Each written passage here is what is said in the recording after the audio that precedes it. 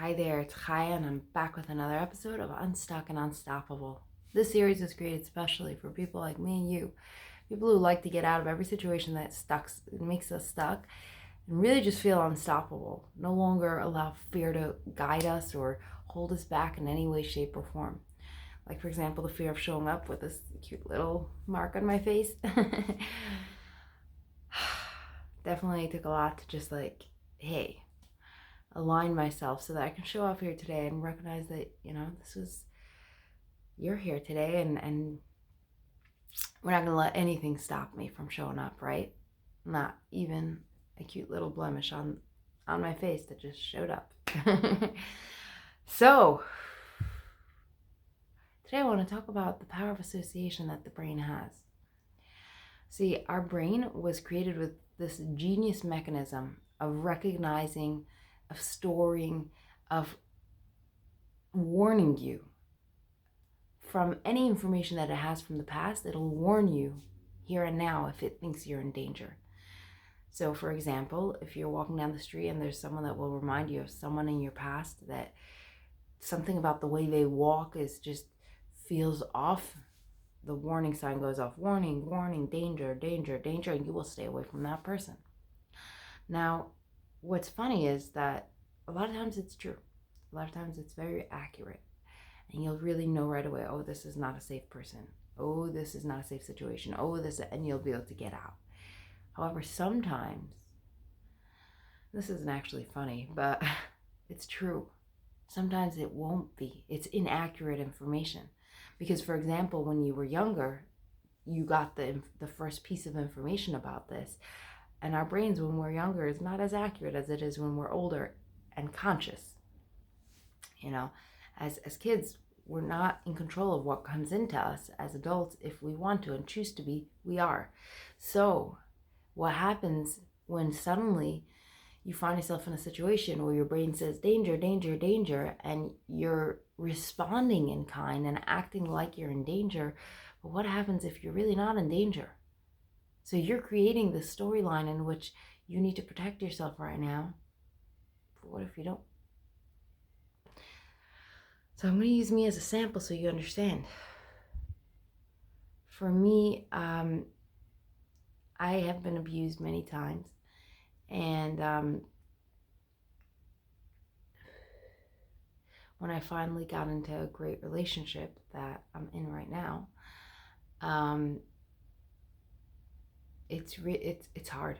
There are moments where my brain will go into the space of danger, danger, danger, and really freak me out. And I'll start to think that, gosh, what's happening? He'll turn into any of the people that I used to know. I'll think that that's who he is, or I'll get scared off that, oh, it's ending, when we didn't even have a fight.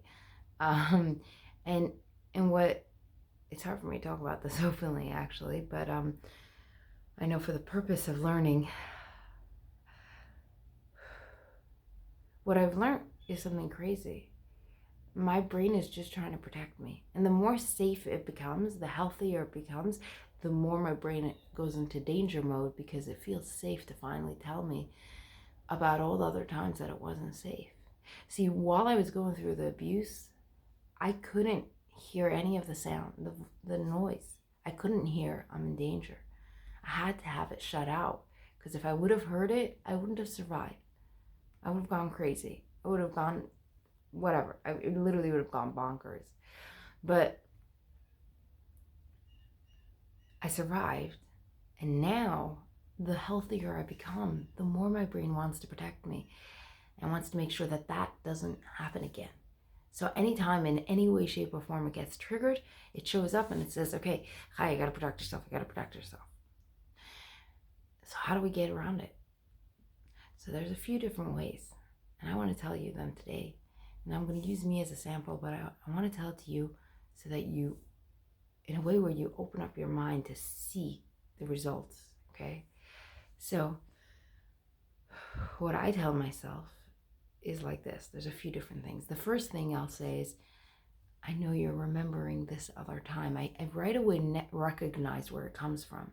I do my work on figuring out where it comes from. And sometimes I don't know exactly where, so I say, I know in the past. I know in the past this was true. It was true that people left. In the past, it was true that people hurt you. In the past, it was true that people abused you. In the past, it was true that you didn't matter. In the past, it was true that people acted like you weren't worthy. In the past, it was true that someone could just literally walk away without telling you why. I know that. But right now, we're not dealing with the same person. A, you're not the same person. But B, neither is he. He isn't the whole list, and I named them, of all the people who just walked away or acted like assholes, if I may be honest. He isn't like them. He won't do that.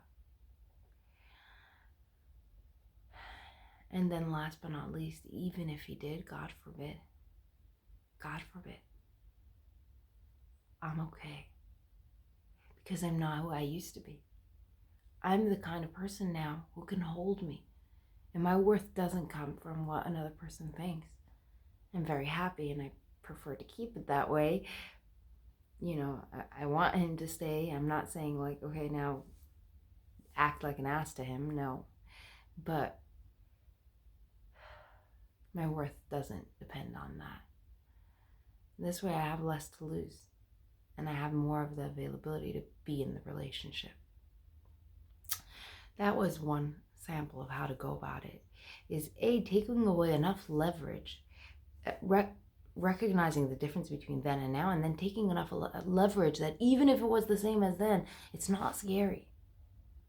So you might be in a situation where you have a boss, where you have a neighbor, a sister, a brother, or whatever it is, and they somehow trigger you really badly. What if right now you took a moment, see the story, see why they trigger you? Something from your past is showing up. It only shows up when it feels safe enough to show up. So if it's showing up, that's a good sign. That means you finally have some safety. So the power of association of the brain is actually a great thing. It's the same thing that will tell you when things are actually wrong. But it's also the same thing that will sometimes mislabel things. And it's your job to make sure to recognize when it mislabels it and not get angry or upset at it, but just understand it and tell it, teach it, educate it. It doesn't know better. It doesn't know better. You can teach it better. You can take control of your own life just by speaking to yourself properly, by speaking to the parts of you that are so sure it knows. Because we don't know. 99% of the time that we think we know for sure, we don't know. Let's be real. We don't know. But what we can do is become okay with not knowing and become okay with what we do know.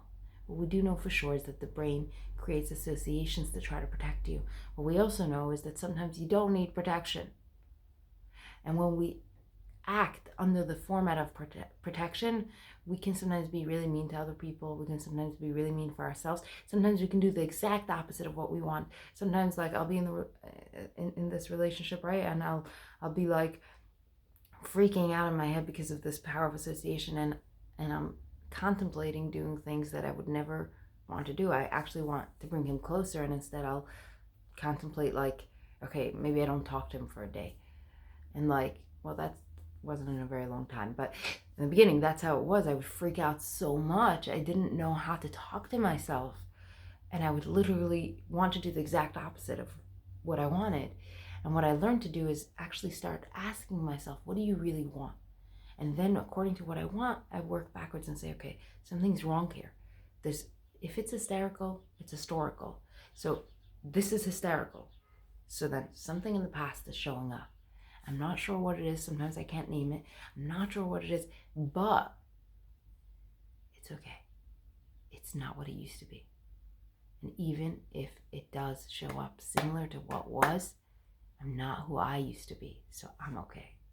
I was going to tell you more techniques, but for now we're going to leave it with this because we're running out of time and because I think this is big enough. So right now, right here, are you ready to change up how you work, how your power of association works in your life? Are you ready to give yourself the chance that the power of association doesn't break you down? It just makes you closer to yourself. It makes you understand yourself more. It makes you give yourself the space you deserve even more. You ready?